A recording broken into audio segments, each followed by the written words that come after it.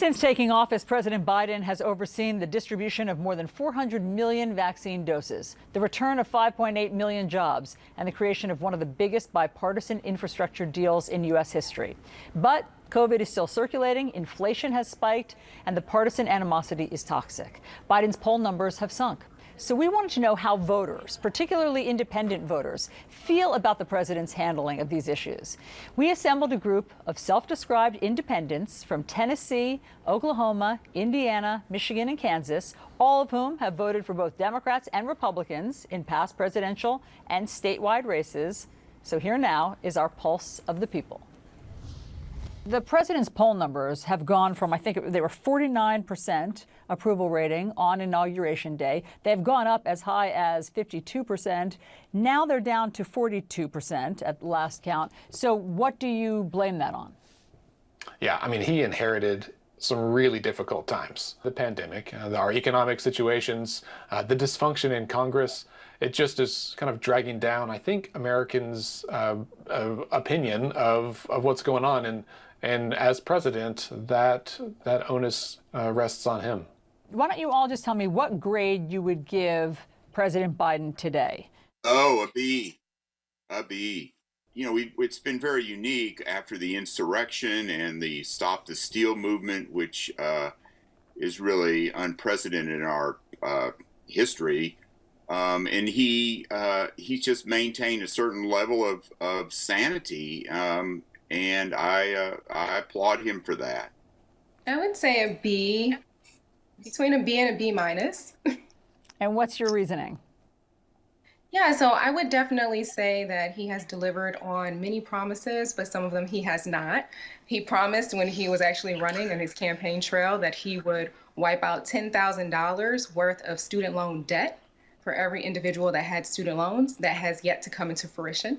So I am waiting for that to happen.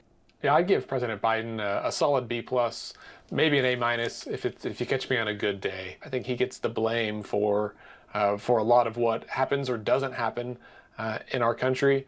With the economy, we've been living in a pandemic for 2 years. We've got another variant on the way. We're all exhausted. Okay, Elaine, what grade do you give President Biden? Probably a C+. He has not shown the fiscal restraint that I would like to see. At the same time, he has done well at least trying to work in a bipartisan manner. One of the things that Biden has done really, really well is lead with integrity and with maturity and discipline.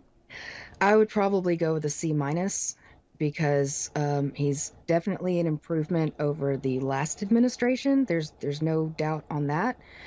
But I've yet to see any meaningful addressing of our immigration issues. I've yet to see any meaningful, movement toward addressing the looming homelessness crisis that's coming. I think I'd give him a solid B. Kind of like what Andy said, on a good day, maybe a B+. Why not an A? Beth, what's keeping you from giving him an A? There's been some bumps on, different stages of the vaccine rollout that I think there was just some poor communications. Show of hands, how many of you think that President Biden could be handling coronavirus better? Okay, 2 of you think that he could have been. So, Amber, what could he do differently? I think a lot of the problems are misinformation, and until that is addressed in a meaningful way, I don't think we're going to see a lot of progress. But what could he do about misinformation? I think you'd have to look at regulations for things like social media, have harsher penalties. Elaine, what do you wish you were doing differently? Staying out of it. I'm sitting here in Wichita, Kansas, and we are at most 50% fully vaccinated in my county. And what I see here in Kansas is I see people saying, well, if a Democratic president wants me to do it, then absolutely no, I'm not even going to consider it. When you say he should have stayed out of it, I mean, what would that have looked like? Turn it over to local physicians, to state health officers. Stop commenting, stop with the federal mandates, anything that comes to Kansas as a federal mandate from a Democratic administration, or even for that matter, probably a Republican administration, is going to be instantly just laughed at. Beth, you're in Indiana. Do you agree with that logic? So I'm going to speak from experience as a business owner who has a couple employees that will not get vaccinated. They are both young, and so they both feel like if they even got COVID, they probably would not get sick. And if you are vaccinated, you could still potentially spread the virus to other people. So why do they need to get the shot? They just feel like they don't need to get the shot. They're being selfish. And, you know, and the more that people go at them, you need to get it, the more they kind of push back on, no, I don't think I do. Let's talk about what you all think are the biggest issues right now. I think the labor shortage problem, jobs not being filled. I mean, we have over $1.73 trillion in student loan debt. So I would definitely say that. I think our most immediate issue right now is homelessness. I think the biggest issue facing America right now is the threat that our democracy faces. The two parties have a stranglehold, and I'm gravely concerned about what our democracy will have to go through next year, and if we'll make it. I think the biggest threat is disinformation and misinformation. That really scares me.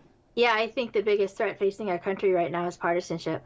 It's this partisan divide, this red team versus blue team. And if I'm on this team, I can't agree with anything that team says. It's tearing families apart.